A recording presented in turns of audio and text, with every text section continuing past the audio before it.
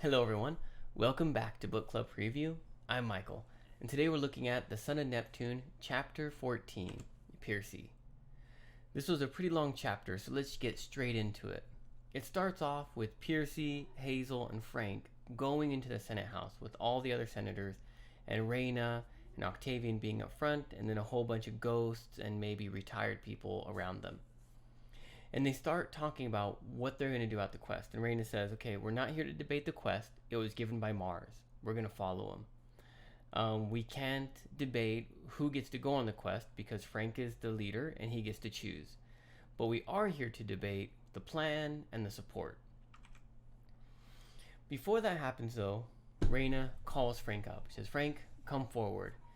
And then, man, she gives Frank two big honors. One is like some kind of badge for getting over the wall first. And the second one is saying, look, only a centurion can lead a quest. So you're getting promoted from newbie, boom, to centurion. And the reason this is going to happen is because Gwen, who is the centurion, she's going to retire and go to college. And so there's an opening. So now Frank is one of the centurions of the 5th cohort, which is crazy. And he's like, whoa. Well, they start talking about the quest, and Octavian's like, do you even know where to go? And Raina's like, or not Raina, but Hazel's like, we're going to Alaska. And everyone's like, and then they start talking about how the giant Alcyoneus is living in Alaska, and that's where he was born. And when he's in Alaska, he can't be defeated, and he's immortal there. And then they start talking about that's why the last 5th cohort left. It's an impossible mission. It's doomed. And then Piercy starts talking about the last quest with the 5th cohort that went there, and everyone's like. Oh, and everyone's feeling hopeless and worried. Octavian is like, how do you know so much about this, Hazel? And then Nico D'Angelo's like, oh, because, our father, Death, taught us a little bit about the giants, and especially Alcyoneus, because he's the giant that was made to defeat Hades. And so they're like, they're a little suspicious, but they don't have any evidence against them. Octavian even accuses Piercy in a very subtle way that he might be a traitor. So they tell us that Thanatos is like the policeman of the border between life and death. So he kind of goes along and makes sure monsters aren't coming out, that there's no gap for them to escape, and the only way to go in is through like his special door or whatever. And so the doors of death, there are some doors that move around, but somehow Gaia found them and captured Thanatos. So now the doors are just open, and Gaia's army is keeping them open to allow the monsters and bad people that she wants out, but keeping the good people in. Octavian, he's so sneaky. This whole time Piercy's watching him and is like, wow, this guy is so sneaky.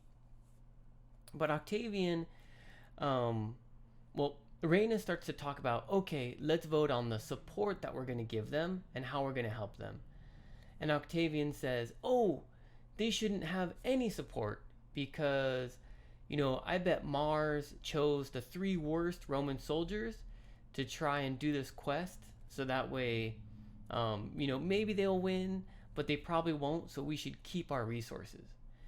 And Raina doesn't like this, but Octavian is so fast and so clever that he starts to make this plan with the senators that, hey, let's just let them go by themselves. Piercy steps in and says, hey, look, you don't want to help us? Fine, we don't need it. But we do need transportation, because we can't walk. It would take too long, and the ground is not safe right now because that's Gaia's domain. And so they decide to vote, that they won't give them any money or any support or any magic things, but they will give them a boat. And when Percy mentions a boat, they're all like, "Oh, ha, ha, ha, a Roman on a boat." And Octavian's like, "You're not very Roman."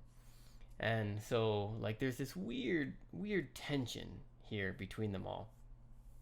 Well, they vote, it passes.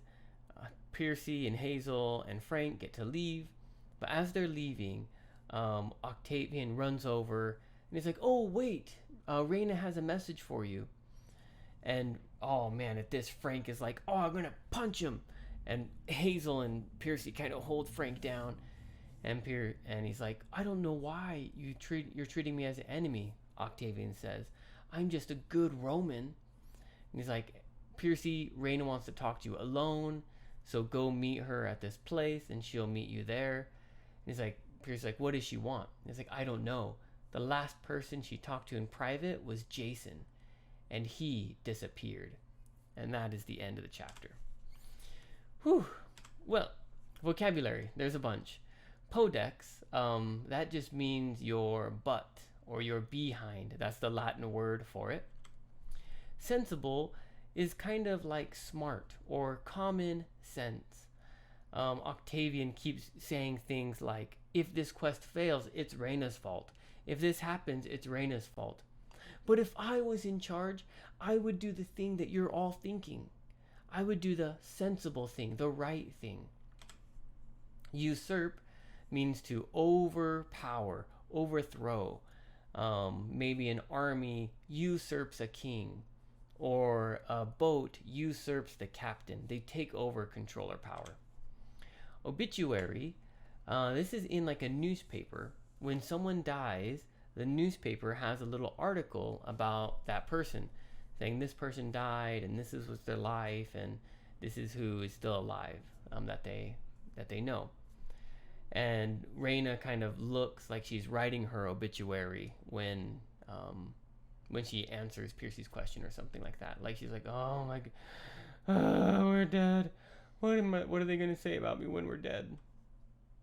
In her mind. Ingenuity. Ingenuity is like creativity, thinking differently and thinking in a really smart new way. Confer. Man, I can't remember how they use this in the book. It can be used in many different ways. But I think maybe Raina said to Octavian, "I want to confer with you for a moment," and that means like talk in private, just the two of you to talk about something. Discussion question. Whew, take a breath. Why do you think the Senate listened to Octavian?